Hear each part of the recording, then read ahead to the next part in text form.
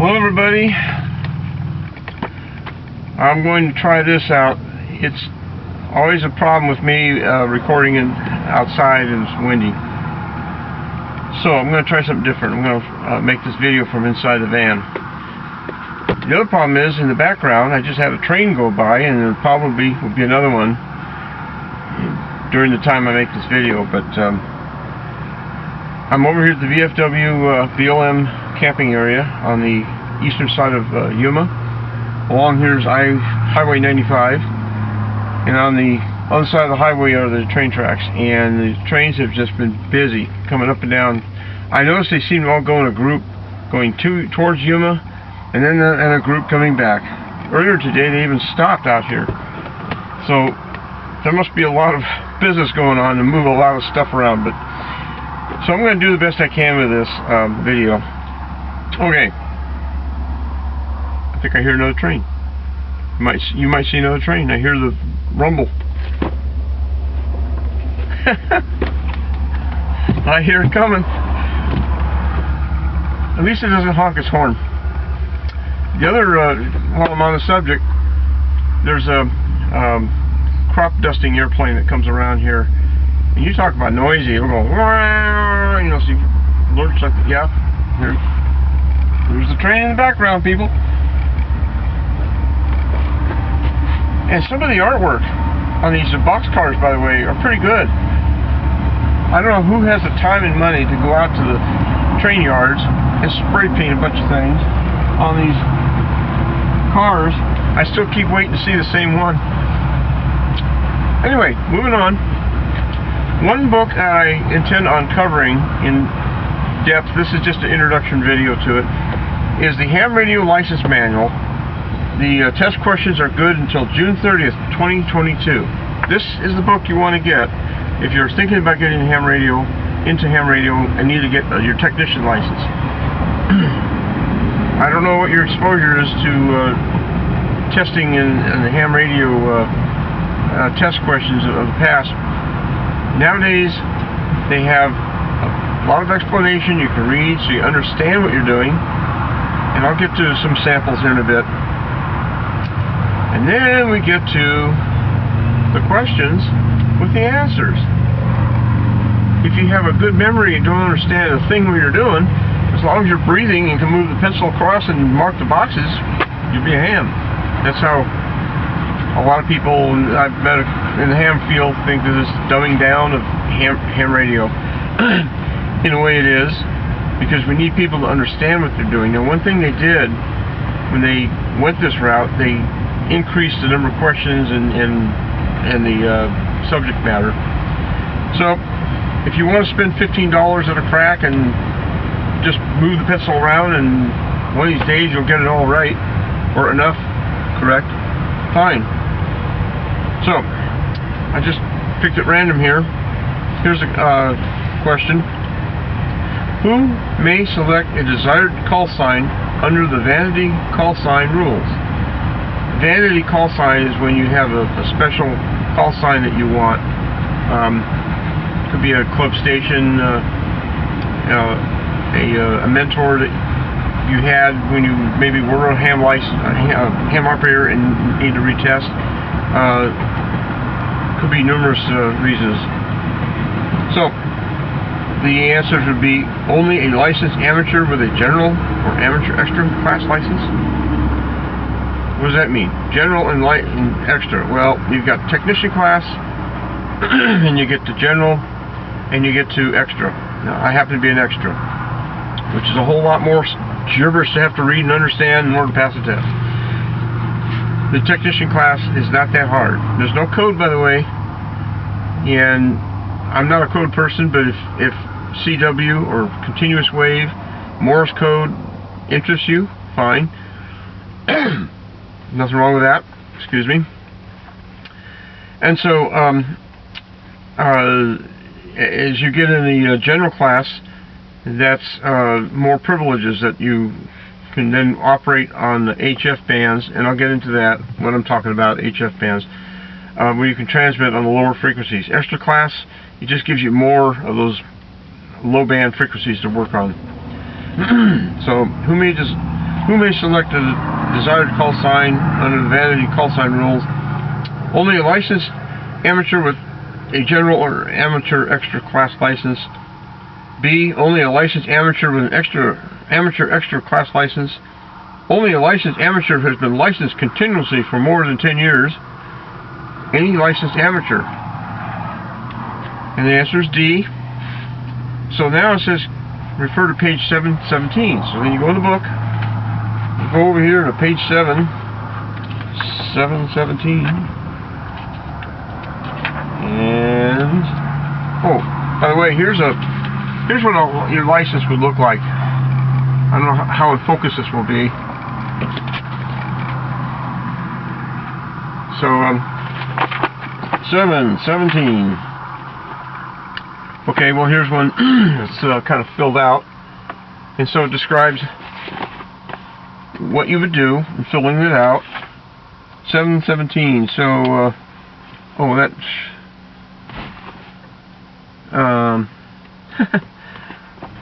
okay, 717.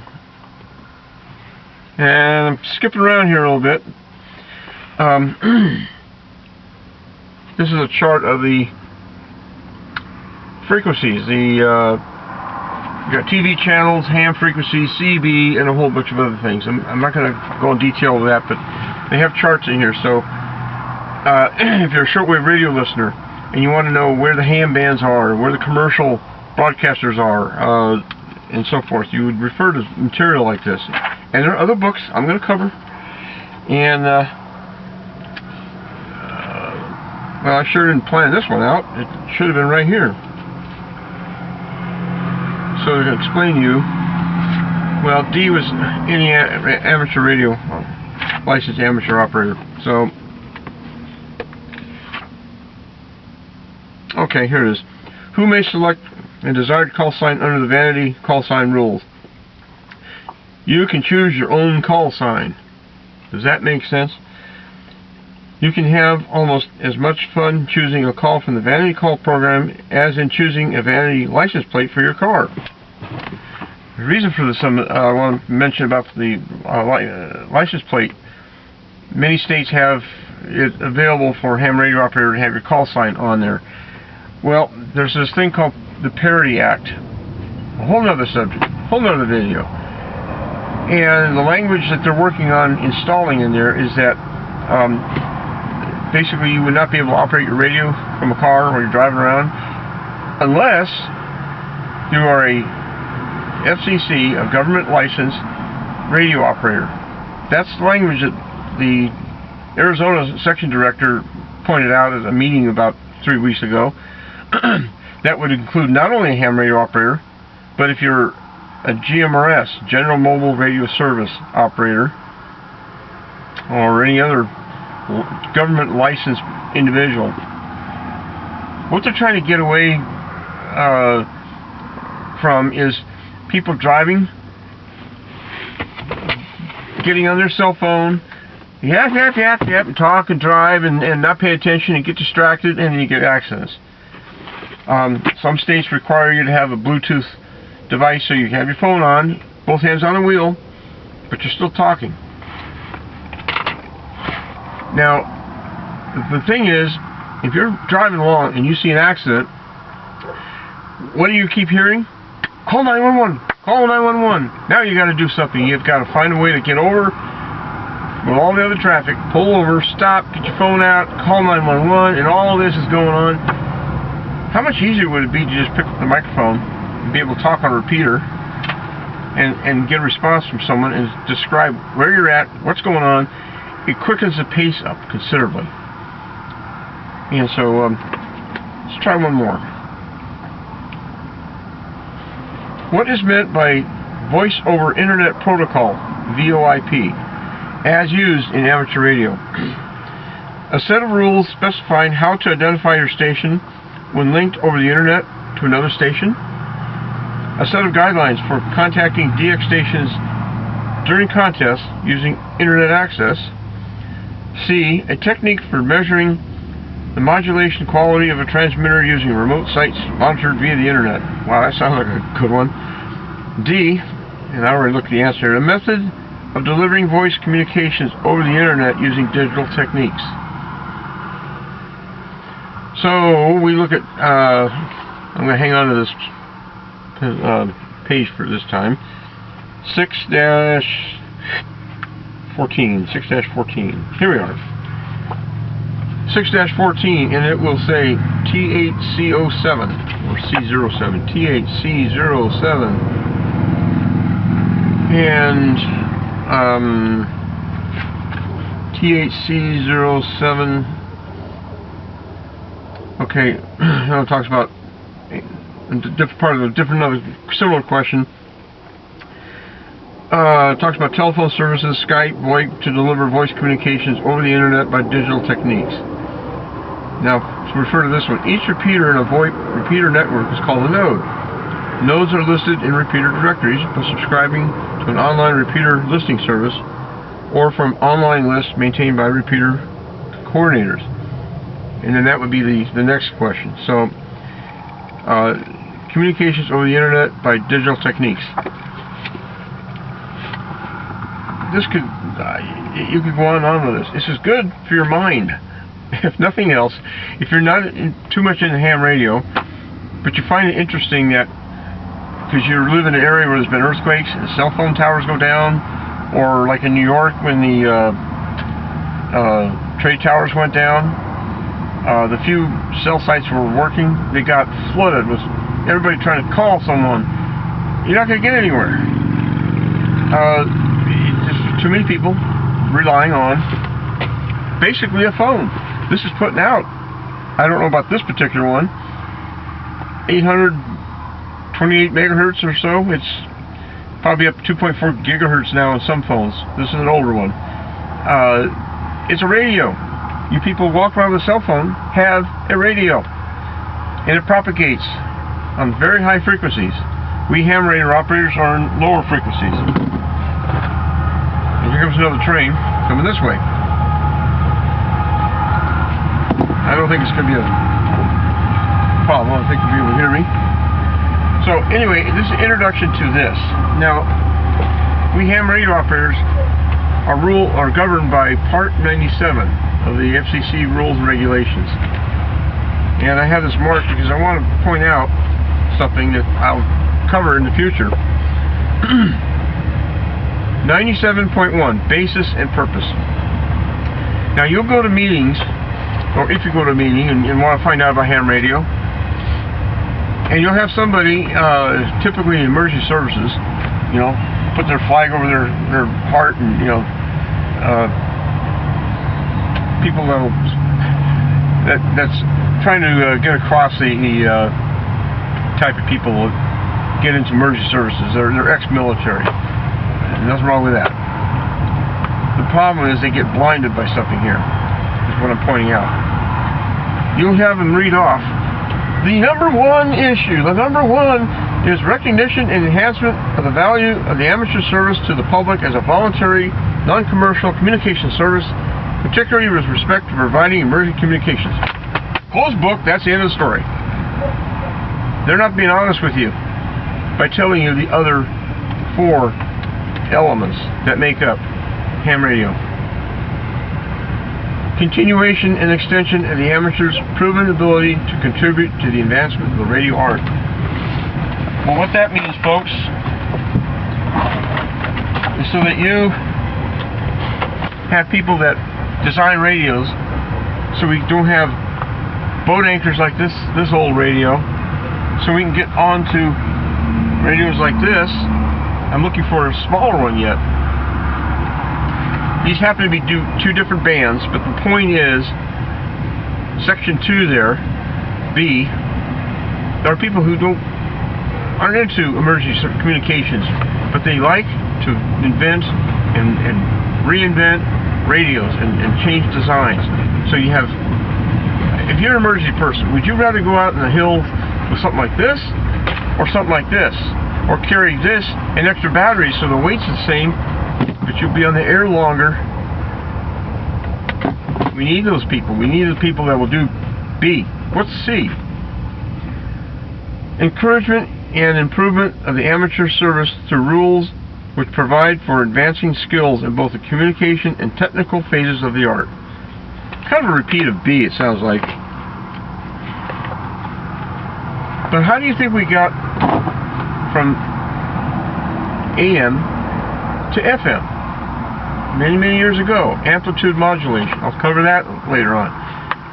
Versus frequency modulation. You got like the CB radio. Think of that. It's AM mode. You're listening to the truck drivers. That's amplitude modulation. The frequency is the same, but it's amplitude modulation. Cut that in half and filter it out, and you get sideband. Another story. Well, many years ago, FM came around, where its amplitude is the same, but the frequency varies. And we have nice, clean audio. Your FM radio that you like to listen to your music, that's FM. Switch to an old AM radio, and you'll have amplitude modulation. Sounds a bit different, doesn't it? Well, it takes people with knowledge and skill to make this all happen. The trend now is digital. Ones and zeros, on and off. Little bits of data. When you talk, it converts it to and strings it along. There's advantages and disadvantages to that. Not this particular radio, but there are radios that you can position or give your GPS coordinates as you're talking, so that the emergency people out there in the field, because somebody developed this because of Part B and Part C, so when you radio in to headquarters, they'll see where you are. Ding. So it's not just emergency communications. There's a lot more to it here. Expansion of the existing reservoir within the amateur radio service of trained operators, technicians, and electronics experts. Okay. And to move along here, because I don't want to make this a long video, but you're getting the idea here. There are 5 elements, not just one. Don't ever let them say the number 1 issue, and then they close the book, and then you can raise your hand and say, but what about the others? So the last one is continuation and extension of the amateur's unique ability to enhance international goodwill. Well, I'm doing that in a way through my videos. And I hope to improve it in the future and get across a lot more information than I've been doing so far. And we're about due for another train. Okay. In this last one, what I think of are the politicians. In Prescott, where I lived for almost 30 years, we had a mayor and a councilman. Yeah, Joe Gallo, I think was his name. Was a ham operator. The more people you have on your city government offices, your mayor, council people, persons, you want to be politically correct,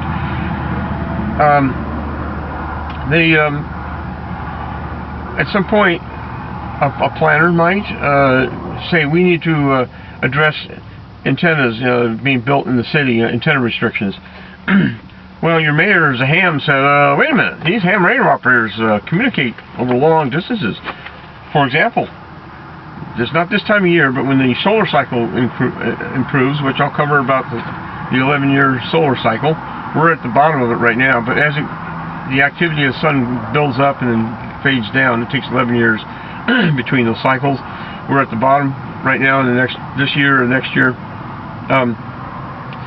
Quite often in the past, when the solar activity was active, we here in the West Coast would hear Florida repeaters on 10 meters. Well, if you think about all the boats, ships off the Florida coast, and they have a problem, and they can't, for some reason, make their local repeater because they're too far out, and that's a whole other subject about propagation of bands and so forth. But the people out here in Arizona and California, where I was living at the time, we're listening to them loud and clear. Well, we need the antennas that are up where we can communicate with people.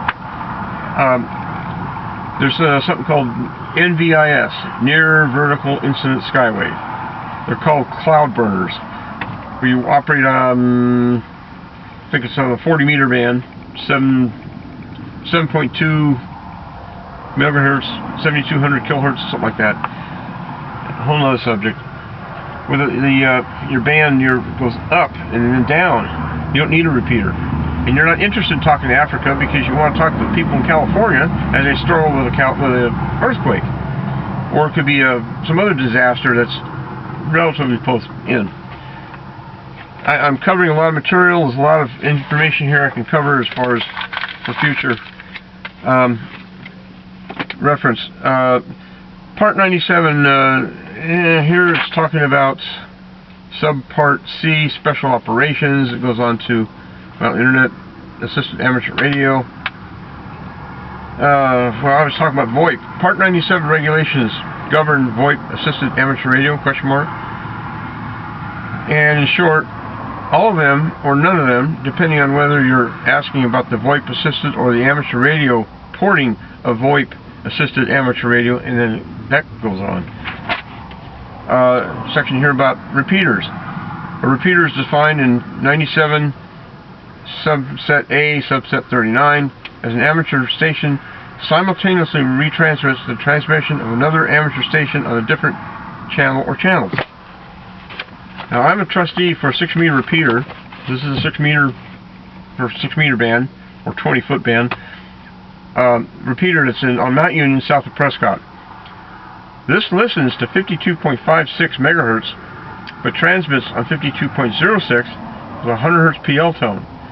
What all that means is it's transmitting on one frequency with a tone that opens a squelch on the repeater, and at the same time, if I had another receiver, I'd hear myself on the output, on the 52.56 output of the repeater, because I want to talk to somebody that's miles away.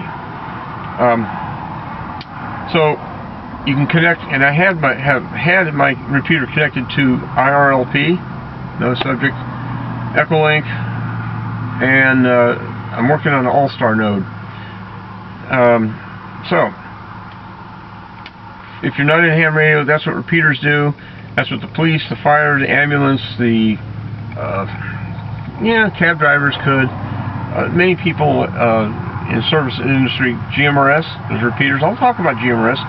I'm not one of the hams that's going to ignore GMRS because that was a CB band. I'm more of a communicator than just a ham radio operator. So I will definitely be talking about GMRS, which is what I have this tuned to at the moment. This is a Baofeng 888 model.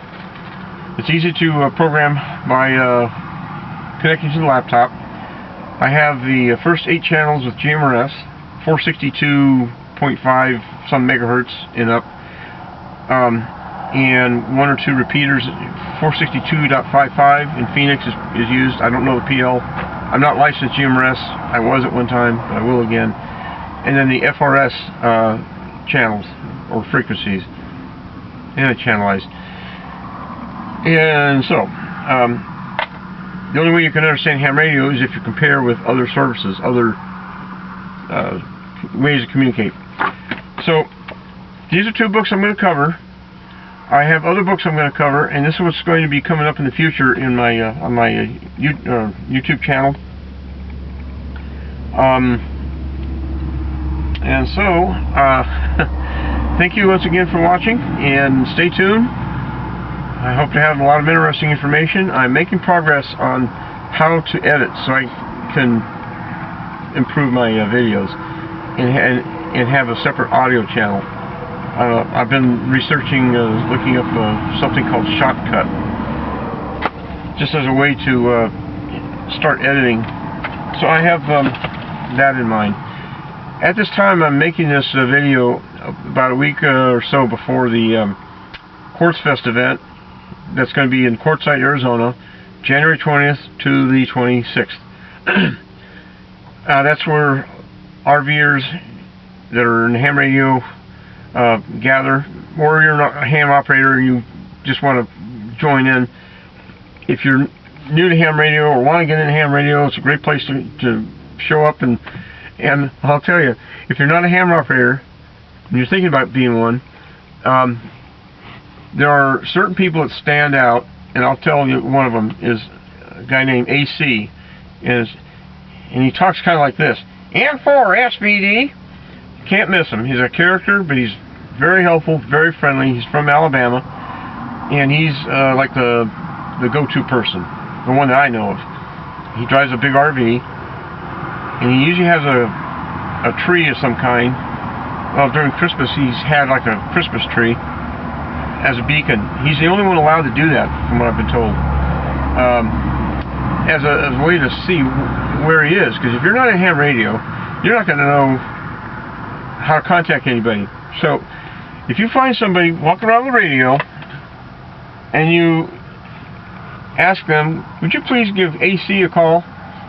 Because there's a talk-in frequency that all these hams should be on. And if you find somebody that doesn't know the call-in frequency, or know what you're talking about, go find someone who does. Nearly everybody that goes to this event knows who AC is, knows the call-in frequency, and of course I don't have the information in front of me. It's like 146.55, I think, 146.50. And for you non-hams, you can get a scanner. There's a whole lot of frequencies you can plug in, and you can monitor.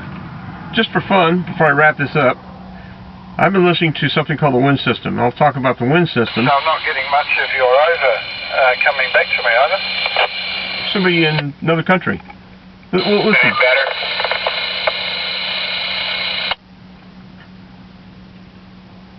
Come on, guys. Yeah, roger. Yeah, that's better that time.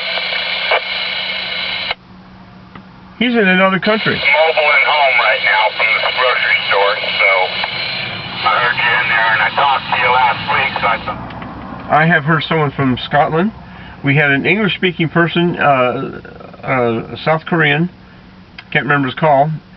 He checked in on this wind system. What it is, like I mentioned about repeaters, linked to the internet. So you can use this connected to a little nano node on your laptop through the internet, and you can talk around the world, like you just heard. You don't have to get on HF radio. Now the old timers will say this new stuff is not ham radio. You're still using a radio, and true, you can rig it up so you just use a microphone and not use RF at all. But I want you to think about something. As you get older and your health deteriorates and you're in your nice, wonderful big home and you are in such a manner that you have to go to a care home, all your toys are going to be home. How are you going to communicate with your friends? Huh? How are you going to reach out to all those buddies that you're on HF and you're just dying to get on there, but you can't do it?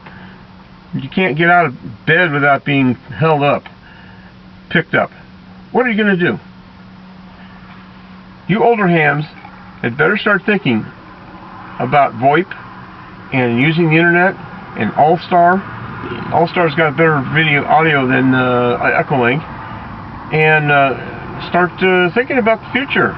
Because I know a lot of hams that are older than me. I'm doing okay with my health, but I see many hams that are sucking oxygen and in wheelchairs and have edema and multiple problems. And yet I know that they have a nice Radio Shack at home. You know, so just word of thought. So thank you again for listening and tuning in to me. I hope to make some more videos, but it's rather difficult from the VFW here. Internet is terrible. That's one thing, a side issue of RV parks. What I call the normal people, the people who go to work every day and drive to pick up the kids and go to church and so forth, have no clue what it's like to be in an RV. RVs are looked at as a recreational, go away, leave us alone vehicle out there in the bushes somewhere. And the problem is, the internet service is very bad. I've mentioned this on other videos I made as I travel around. What happened to that train? I thought I heard a train. It must have stopped. And so, I mentioned about the, well, I use AT&T right at the moment. Verizon is better, I gotta say. Get a Verizon phone. My Verizon hotspot works here, usually. Anyway, you see what I'm trying to illustrate is the older crowd that gets an RV, that travels out someplace, and they're camping, and they're no longer having to deal with traffic and homes and grandkids and so forth. I know one couple that's moving from Washington to Yuma. because their grandkids never visit them. So they figured, well, we might as well go where life is better than where they're at in Roy, Washington. And so maybe the ham that I was talking with will be watching my video. I'm not naming names. But what happens when you're in your 70s and you're parked out here where the cell service is bad and you need help right away? It's like the RV classes, you know, don't bother us, go away and leave us alone. And yet, the RVers get to see a lot of interesting things that all the taxpayers are paying for. There's an imbalance here. When I was working full-time, I didn't get a chance to go drive to places. I did see the Grand Canyon once. There's other places I traveled to before I was in an RV, but I really don't like that the normal working people don't get to go enjoy what they're paying for. Now, I get to go see the things I've been paying for. I just have to do it in a slow manner because of the disability check I'm on. And you'd be surprised how many people on disability that are kind of like me, forced into this situation. I'm making the best of it because of my hobby. If I didn't have this hobby to keep me motivated to make videos and come up with an idea of the Nomadic Ham, and I met a couple over here. They're from Austria. They're just parked right over here, and he, like everybody else, they smile and they think, well, you came up with a good idea. And I think I did. So what I need to do is increase my skill level. I need to start tweeting more. You know, NGM is now on 3972 upper sideband. NGM is now on 29.6 openings to Oregon. I'm thinking of you, Mike, by the way. So, this is kind of a long video, but I get going and I don't know when to stop. But I'm cutting it right now, so thank you for watching. Bye-bye. If I can do this without falling over.